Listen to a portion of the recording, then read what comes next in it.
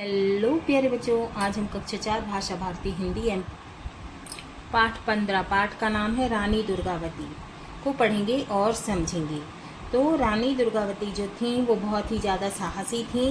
रानी दुर्गावती कालिंजर के अंतिम शासक कीर्ति सिंह की इकलौती पुत्री थी, माने उनकी एक ही बेटी थी। उनका विवाह गोंड राजा दलपत शाह के साथ हुआ था।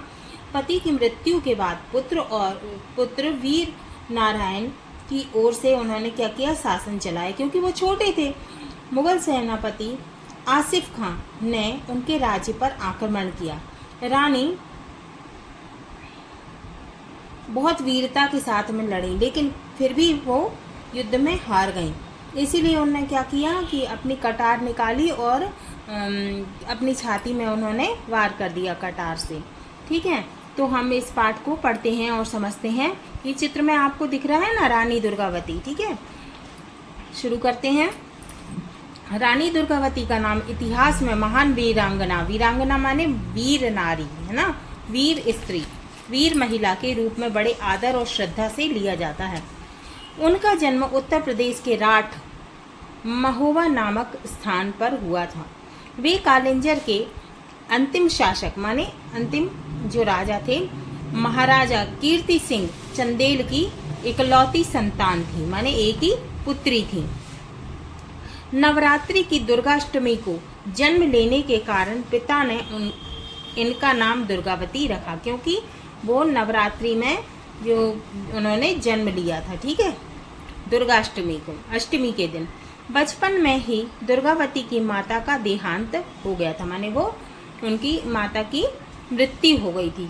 ठीक है, पिता ने इन्हें पिता के साथ साथ माँ का प्यार भी दिया और इनका पालन पोषण बड़े लाड़ प्यार से किया। दुर्गावती बचपन से ही बड़ी बहादुर थी। अस्त्र शस्त्र चलाने में और घुड़सवारी करने में उनकी विशेष रुचि थी, माने उनको बहुत पसंद था, है ना, उनका इंटरेस्ट था किसमें, अस्त्र शस्त्र चलाने और घुड़सवारी करने में। अस्त्र क्या होते हैं? अस्त्र होते हैं फेंक कर चलाने वाला हथियार, जैसे तीर भाला, है ना। और शस्त्र क्या होते हैं? हाथ में रखकर प्रयोग में लाया जाने वाला हथियार, जैसे ढाल बोलते हैं जिसे। ठीक है, राजकुमार के समान ही उन्होंने वीरता के कार्यों का प्रशिक्षण लिया, माने ट्रेनिंग ली। बड़ी होने पर वे अकेली ही शिकार को जाने लगी। बंदूक और तीर कमान के अचूक, माने अचूक होता है ना चूकने वाला, है ना, निशाना लगाने में वे निपुण थी, माने कुशल थी या फिर दक्ष थी। दुर्गावती वीर होने के साथ साथ सुशील, भावुक और अत्यंत सुंदरी भी थी, माने बहुत सुंदर थी। इन गुणों के साथ साथ दुर्गावती में धैर्य, साहस, दूरदर्शिता और स्वाभिमान भी कूट कूट कर भरा था। दुर्गावती का विवाह गोंडवाना नरेश राजा दलपति से संपन्न हुआ। किससे हुआ था उनका? गोंडवाना राजा, गोंडवाना के जो राजा थे नरेश माने राजा दलपति शाह से संपन्न हुआ।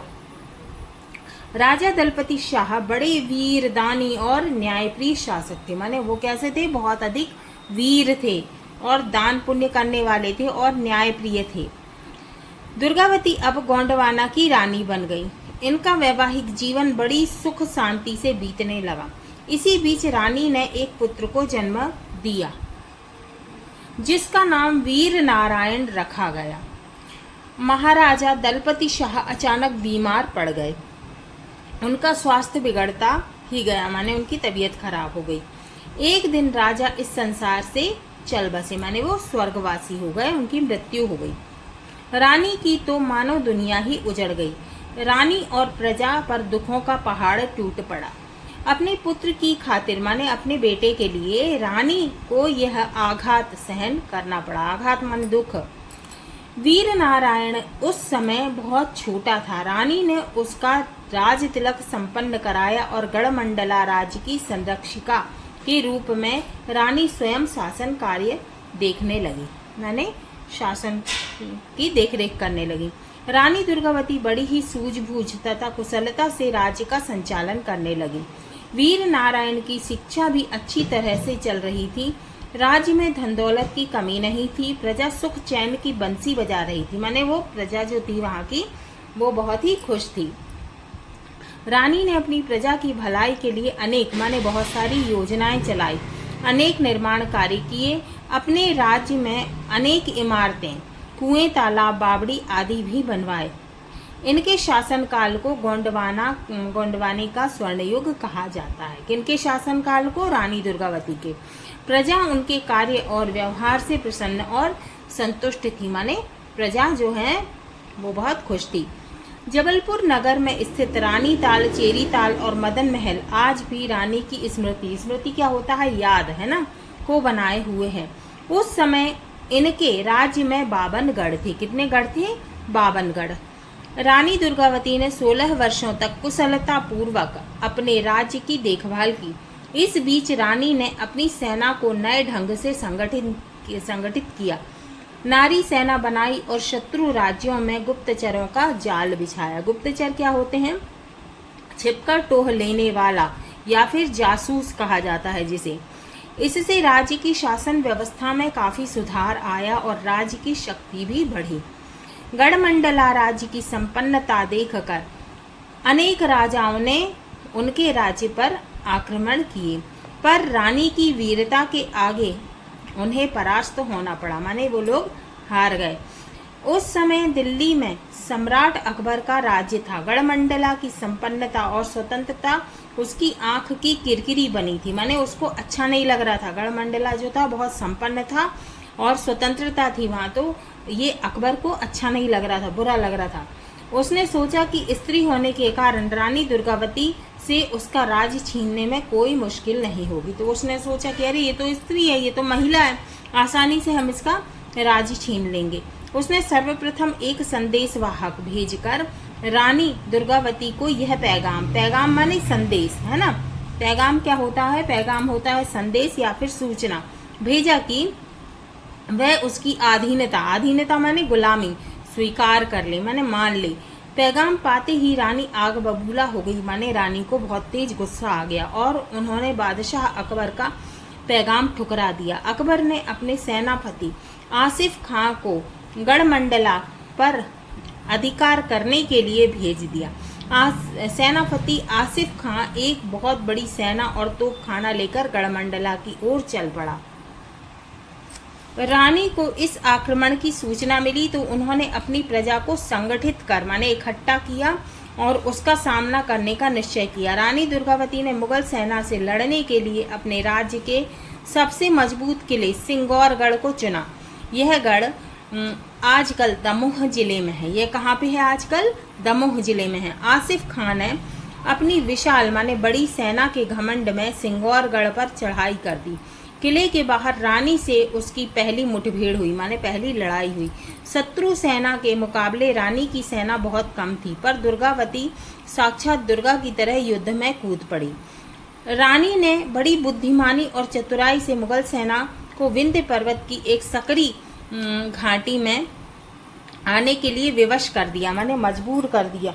घाटी में बसे नरही गांव के पास रानी ने चट्टानों में छिपे अपने सैनिकों की सहायता से अकबर की सेना को आसानी से परास्त कर दिया, मैंने आसानी से हरा दिया। मुगल सेना को हटना पड़ा, तभी उसका पीछे रह गया तोपखाना आ गया। मुगल सेना ने बड़ी बड़ी तोपों से गोलों की झड़ी लगा दी।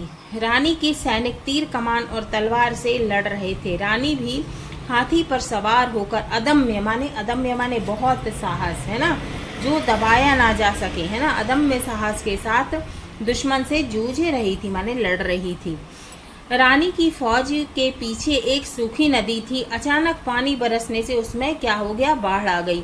सामने शत्रु का आग उगलता तोपखाना, माने सामने दुश्मन का आग उगलता तोपखाना, पीछे बाढ़ आई नदी। रानी और उसकी सेना दोनों ओर से घिर गई। घमासान माने बहुत तेज युद्ध होने लगा, परंतु तोप के गोलों का मुकाबला तीर तलवार कब तक करते। फिर भी रानी दुर्गावती वीरता पूर्वक आसिफ खां की विशाल सेना से जूझती रही, माने लड़ती रही। अब यहाँ पे आपको चित्र में दिख रहा है ना, ये रानी दुर्गावती हैं और ये दिख रहे हैं, ये जो सैनिक दिख रहे हैं, ये है ना, ये ग्रीन वाले, ये कौन?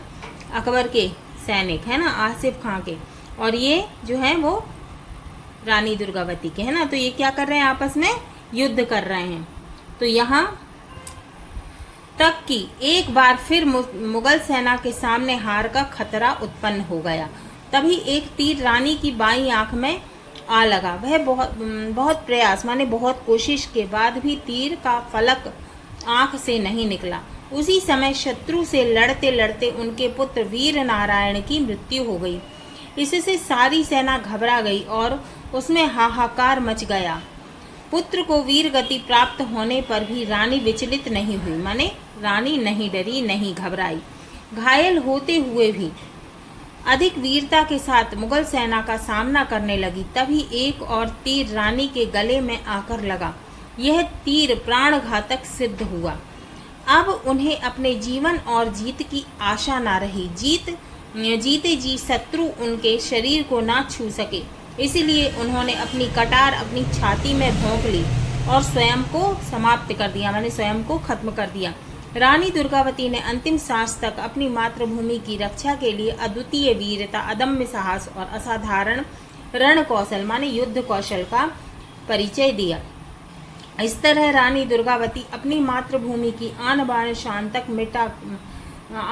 शान पर मिटकर भी अमर हो गईं। युगों युगों तक उनका अलौकिक आत्मत्याग प्रेरणा का स्रोत बना रहेगा। अब शब्दार्थ है। वीरांगना का मतलब है वीर नारी, अस्त्र का मतलब फेंक कर चलाने वाला हथियार, है ना।